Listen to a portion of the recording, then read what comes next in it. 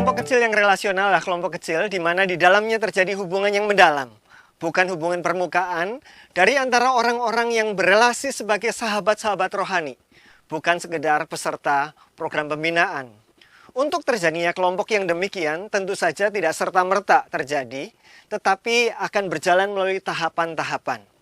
Memahami dinamika kelompok akan sangat menolong bagi seorang pembimbing kelompok untuk memetakan apa yang sedang terjadi di dalam kelompoknya dan bisa menavigasi apa yang perlu dia lakukan sebagai seorang pembimbing di dalam masing-masing tahap tersebut supaya kelompok bisa terus berjalan dengan baik. Tahapan-tahapan dinamika kelompok dapat dibagi menjadi beberapa fase. Fase yang pertama atau tahap yang pertama biasa disebut sebagai fase forming, fase pembentukan. Di dalam fase pembentukan ini, apa yang dialami oleh anggota kelompok yang berkumpul? Pemikiran anggota kelompok pada saat itu ketika mulai berkumpul, dia akan berpikir, apa yang bisa saya harapkan dari teman-teman saya ini? Dan apa yang teman-teman saya harapkan dari saya? Ketika masuk dalam kelompok yang demikian, dalam fase forming, orang memiliki harapan-harapan, dia senang berharap ada sesuatu yang akan mereka alami bertumbuh bersama dalam kelompok ini, tetapi juga ada kecemasan, ada kegelisahan. Bagaimana jadinya nanti kelompok ini selanjutnya? Maka anggota biasanya dalam kondisi itu akan cenderung mengamati, cenderung tidak terlalu banyak terlibat, cenderung untuk menahan diri, tidak terlalu banyak berbicara, tidak terlalu banyak berpendapat. Pemimpin kelompok dalam fase forming ini berperan untuk terus meningkatkan kepercayaan anggota satu sama lain, untuk menjadi katalisator sehingga setiap anggota bisa mengenal dan bisa dikenal, menciptakan suasana kesatuan. Dan itu adalah prioritas yang sangat penting di dalam fase forming.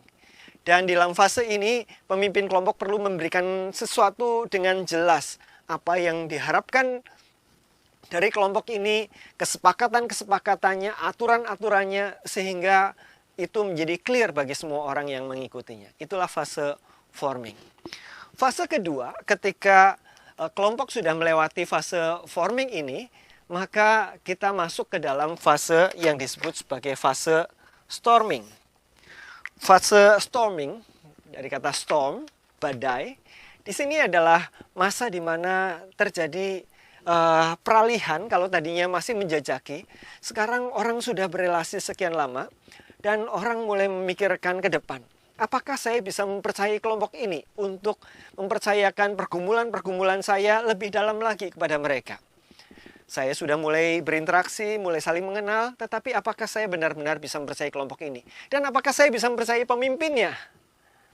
Karena pemimpin sangat berperan di situ. Dan di dalam relasi yang terbangun, awalnya masih ragu-ragu, mereka mulai menyatakan dirinya, mulai terjadi ketegangan, ada ketidaksetujuan, ada perbedaan pandangan. Dan mungkin juga dialami beberapa orang antusiasmenya mulai menurun karena beberapa situasi ini, karena beberapa ekspektasi. Dan apa yang mereka lakukan, tidak heran jika pada waktu itu beberapa orang mulai berani menyatakan ketidaksetujuan, kejengkelan. Bahkan beberapa mungkin tidak dengan perkataan tetapi dengan ketidakhadiran. Mereka mulai menghindar, mulai tidak hadir dan sebagainya jika ada hal-hal yang mereka tidak sukai. Rekan-rekan sekalian, ketika ada dalam posisi ini, prioritas pemimpin adalah terus membangun kepercayaan antar anggota. Terus membangun pemikiran kesatuan di antara kelompok ini dengan memberikan peneguhan-peneguhan hal-hal yang baik, hal-hal yang berjalan dengan tepat yang terjadi, tetapi juga tidak ragu-ragu memberikan teguran-teguran dengan cara yang baik tentu saja, supaya hal-hal yang akan mengganggu dinamika kelompok ini tidak berkelanjutan.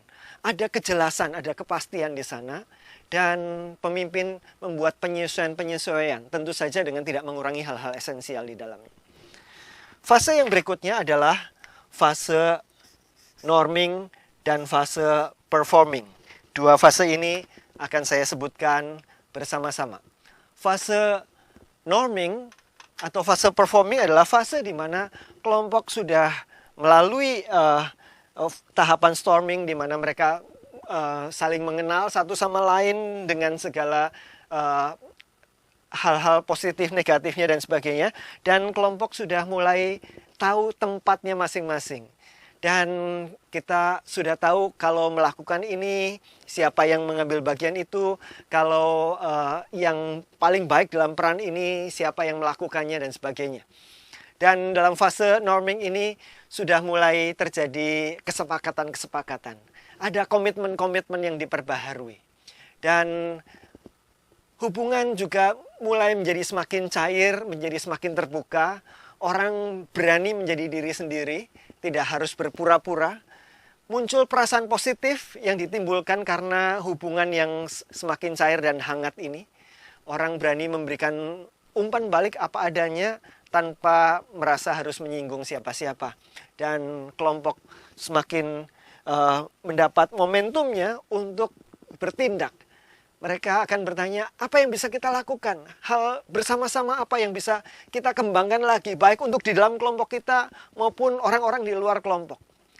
Pemimpin pada saat ini memberikan umpan balik, terus mendorong perbaikan-perbaikan apa yang bisa dilakukan di dalam kelompok, dan memberikan tantangan-tantangan apa yang kita lakukan ke depan, apa yang kita lakukan keluar, dan mendorong untuk kelompok berani melakukan tindakan-tindakan itu, bukan hanya membicarakannya.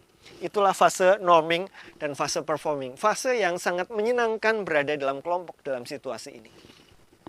Fase terakhir disebut sebagai fase adjourning. Kalau kita sudah journeying together, menjalani perjalanan bersama-sama sebagai kelompok, saat ini tiba pada saat adjourning, di mana kelompok akan sampai pada penyelesaian, dan mungkin dalam fase ini kelompok sudah mulai memikirkan akan pecah menjadi kelompok-kelompok yang lebih baru. Orang-orang di dalam kelompok akan menjadi pemimpin-pemimpin, pembimbing-pembimbing kelompok yang baru yang lainnya. Dan inilah fase di mana anggota mulai memikirkan apa yang sudah kita lalui selama ini, apa yang berharga, apa yang kita syukuri, apa yang telah kita pelajari bersama-sama sebagai kelompok. Dan ada dua perasaan yang muncul, yaitu sukacita karena semua berkat yang sudah dialami, tetapi sisi lain ada kesedihan karena tidak akan bertemu secara rutin lagi dalam kelompok, karena masing-masing nanti akan ada kelompok-kelompoknya sendiri. Dan orang-orang mulai menunjukkan kasih dan penghargaan kepada setiap pribadi dan memikirkan bagaimana kita akan menjaga hubungan, tentu saja dalam frekuensi dan dalam bentuk yang berbeda di dalam masa-masa ke depannya. Pemimpin akan menolong anggota-anggota untuk melakukan evaluasi, melihat ke belakang, dan merayakan. Kita bisa mengadakan perayaan, kita bisa makan-makan, kita bisa pergi bersama dan sebagainya untuk merayakan karya Tuhan di tengah-tengah kelompok ini. Kemudian pemimpin pada bagian ini akan menguatkan mereka dan mengutus mereka membangun kelompok-kelompok baru supaya semakin banyak orang menjadi murid-murid Kristus, bukan hanya di dalam kelompok ini saja. Tahapan-tahapan dinamika kelompok ini kiranya bisa menolong Bapak Ibu Saudara sekalian saat ini sedang membimbing sebuah kelompok kecil.